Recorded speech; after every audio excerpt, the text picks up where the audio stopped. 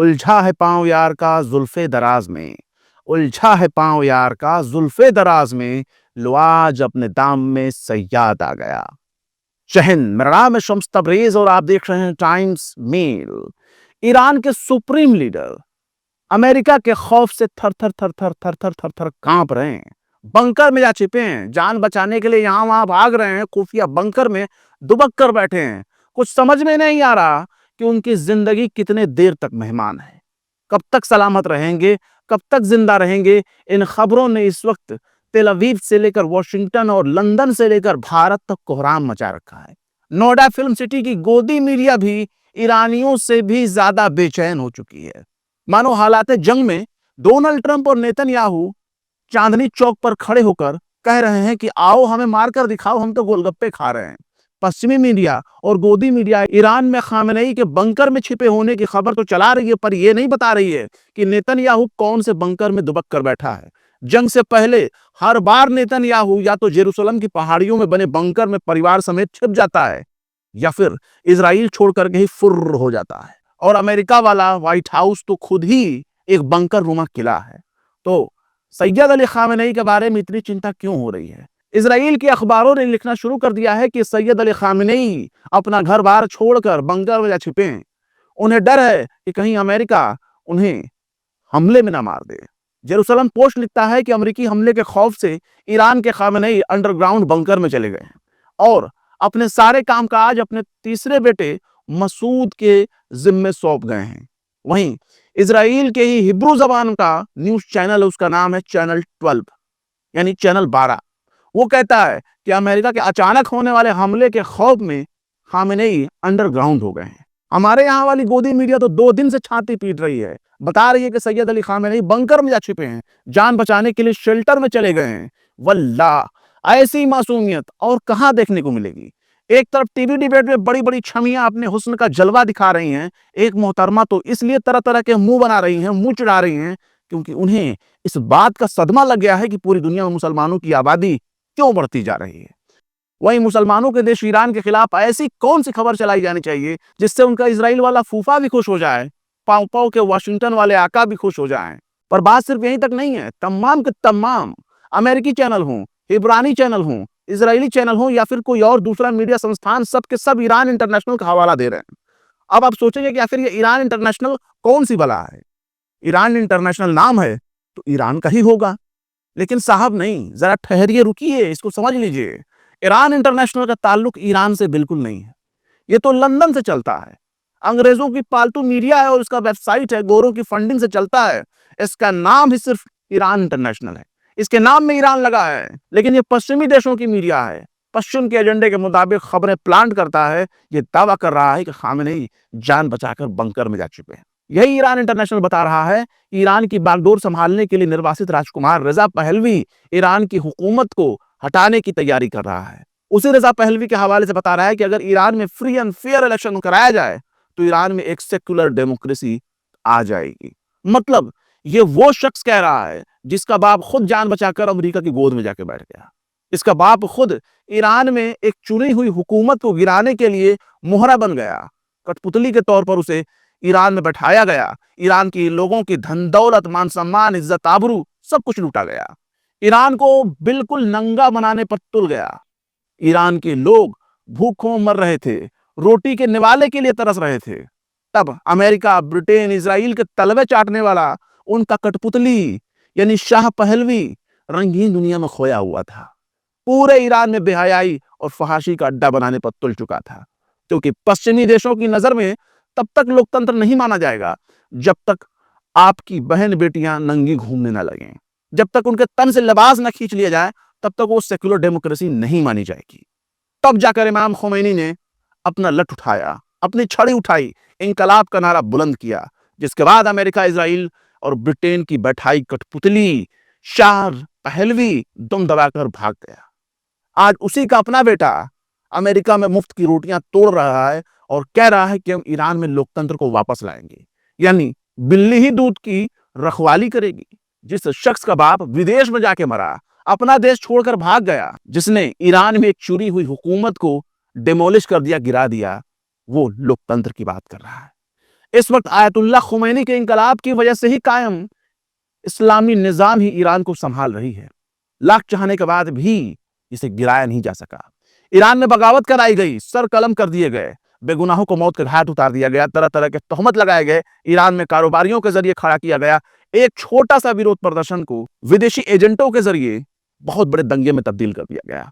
लेकिन खामेनेई ने बहुत ही सूझबूझ और चालाकी के साथ अमेरिका और इजराइल के भाड़े के टट्टुओं की लगाई आग को बिल्कुल बुझा दिया।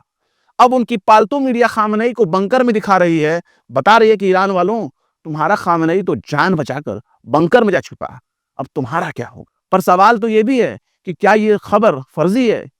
तो साहब, ऐसी ही फर्जी खबरें कोई आज से नहीं फैलाई जा रही, ऐसी खबरें तो बरसों से फैलाई जा रही, दशकों दशक बीत गए ऐसी फर्जी खबरों को देखते हुए। खिलाफत उस्मानिया से लेकर ईरान तक आपको ऐसी ही फर्जी खबरें देखने को मिलेंगी। खामेनेई के बारे में तो यहां तक खबरें फैलाई जा चुकी हैं बहुत पहले से कि खामेनेई अस्पताल में भर्ती हैं। कभी उन्हें बेहद बीमार बताया गया, तो कभी ऐसी कंडीशन बताया गया कि बस खामेनेई का काम तमाम हो चुका है, अब इन्ना लिल्लाह पढ़ लिया जाए, तब इन्ना लिल्लाह पढ़ लिया जाए। लेकिन जब धूल भरी आंधी छटने के बाद आसमान साफ हो गया, तब नजर आया कि 86 साल का वही बूढ़ा अपने हाथ में बंदूक थामे हुए मोर्चे पर खड़ा है, दुश्मन को चैलेंज दे रहा है। पर वो भागा नहीं।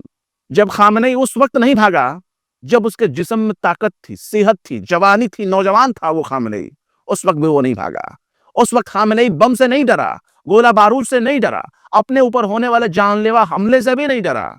तो उम्र के इस आखिरी पड़ाव में उसे डरने की जरूरत ही क्या है? सैयद अली खामेनेई का एक हाथ आतंकी हमले में बरसों पहले जख्मी हो चुका था।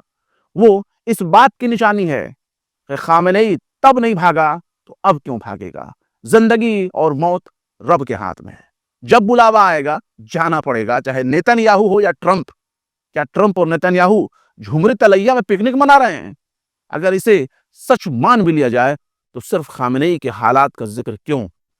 अमेरिका और इजराइल की बात भी तो कर लो साहब, अरब देशों की बात भी कर लो। बताओ कि उनके बादशाह अपना झुब्बा उठाकर कौन से बंकर में जाकर दुबक कर बैठे हैं। ये खबरें, प्रोपेगेंडा एजेंडा ही पश्चिमी ममालिक का हथियार है।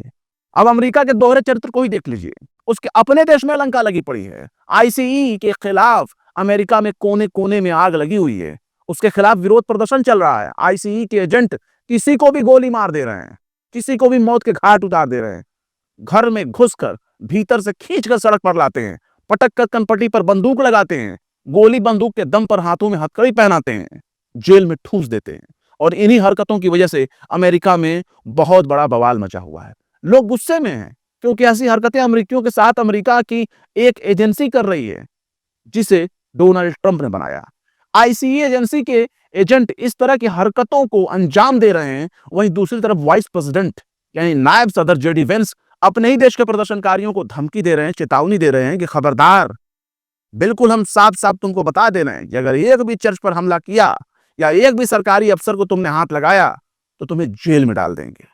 मतलब अमेरिका में होने वाला विरोध प्रदर्शन कोई विरोध प्रदर्शन नहीं माना जाएगा, इसे बहुत बड़ा अपराध, क्राइम माना जाएगा, जुर्म माना जाएगा। क्योंकि अगर चर्च पर हमला हुआ तो खैर नहीं, सरकारी अफसरों पर हमला हुआ तो खैर नहीं, लेकिन ईरान में सैकड़ों सरकारी कर्मचारी मार दिए गए, सिक्योरिटी एहलकार मार दिए गए, सिक्योरिटी फोर्स के लोग मार दिए गए, सैकड़ों मस्जिदें जला दी गई। ईरान का कहना है कि मोसाद के एजेंटों के जरिए लोगों के सिर काट दिए गए, छोटे छोटे मासूम बच्चों को भी नहीं बख्शा गया। ईरान के विदेश मंत्री सैयद अब्बास आराक्ची ने बाकायदा एक फहरिस्त जारी कर दी और उन्होंने बताया कि 305 एम्बुलेंस और बसें जला दी गईं, 24 गैस स्टेशन जला दिए गए, 700 फैसिलिटी स्टोर जला दिए गए, 300 प्राइवेट बसें जला दी गईं, 750 बैंकों पर हमले किए गए, आग लगाया गया, 414 सरकारी बिल्डिंगों को जलाया गया, 749 पुलिस स्टेशनों पर हमले किए गए, 200 स्कूल जलाए गए, 350 मस्जिदों को निशाना बनाया गया, 15 लाइब्रेरीज को जला दिए गए, 2 आर्मेनियन चर्च को भी निशाना बनाया गया, जिस चर्च के नाम पर जेडी वेंस नथुने फुला रहे हैं कि खबरदार, हम किसी को भी बख्शने वाले नहीं हैं। ईरान में 2 आर्मेनियन चर्च को जला दिया गया, 250 बस स्टेशन जला दिए गए, 600 एटीएम जलाए गए, 800 प्राइवेट कार को भी नजर आतिश कर दिया गया। 3117 लोगों की मौत हुई है। आम नागरिक और सिक्योरिटी फोर्सेस के मरने वालों की तादाद 2400 है। और मरने वाले आतंकियों की तादाद 690। तो बताइए, इतना नुकसान ईरान को किसी जंग में ना हुआ होगा जितना नुकसान अमेरिका, इजराइल और पश्चिमी देशों के एजेंटों ने कर दिया। पर जेडी वेंस कह रहे हैं कि एक भी चर्च अगर जला तो खैर नहीं। ईरान के भीतर तो 2 आर्मेनियन चर्च को जला दिया गया। फिर जेडी वेंस डोनाल्ड ट्रंप की भावनाएं आहत क्यों नहीं हुई? 350 मस्जिदों को जला दिया गया। ये एक चर्च के नाम पर इतना आंसू बहा रहे हैं, इतना नाटक कर रहे हैं, और जिस मुल्क में बुनियादी चीजों को ही निशाना बनाया गया, तबाह बर्बाद किया गया, उससे कैसे नजरअंदाज कर दिया जाए। खैर, पश्चिमी ममालिक का बहुत पुराना एजेंडा है। इराक जंग में ही पश्चिमी मीडिया नंगा हो चुका है। उनके खबरों का पैमाना बहुत ही पक्षपाती होता है, एक तरफा होता है, बायस होता है।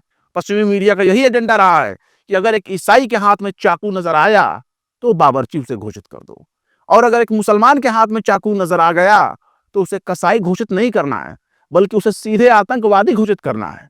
एक अमेरिकी के हाथ में अगर बंदूक नजर आ गया तो वो शांति दूत है। अरब या कोई दूसरे मुसलमान के हाथ में बच्चों वाला खिलौने वाला हथियार भी नजर आ गया तो वो आतंकी है, उसे जीने का कोई हक नहीं, उसे फौरन मार देना चाहिए। और इसी तरह का नैरेटिव भारत की गोदी मीडिया भी करती आ रही है और आगे भी करेगी। अपनी चड्डी हवा में लहरा कर दिखा रही है कि कहीं और जाने की जरूरत क्या है। बहरहाल, चलते चलते आखिर में आमिर मिनाई ने भी क्या खूब फरमाया है, तीर पर तीर लगाओ तुम्हें डर किसका है, तीर पर तीर लगाओ तुम्हें डर किसका है, ये सीना किसका है मेरी जान, जिगर किसका है। फिलहाल इस खबर में बस इतना ही। यह एपिसोड आपको कैसा लगा कमेंट बॉक्स में जरूर बताएं। पसंद आए तो लाइक करें, शेयर करें, और विभाग की निष्पक्ष स्वतंत्र पत्रकारिता को सपोर्ट करने के लिए आप हमारे चैनल टाइम्स मेल को जरूर से जरूर सब्सक्राइब कर लें, और हाँ, बेल आइकन का घंटी वाला बटन भी जरूर दबा दें ताकि आपको हमारे चैनल पर आने वाले नए वीडियो की नोटिफिकेशन फौरन ही मिल जाया करे। फिर मिलते हैं किसी और वीडियो में एक नई खबर के साथ। शम्स तबरेज को दीजिए इजाजत। अगर अभी तक आपने हमारे चैनल टाइम्स मेल को सब्सक्राइब नहीं किया है तो जल्दी से सब्सक्राइब कर दें और बेल आइकन भी प्रेस कर दें।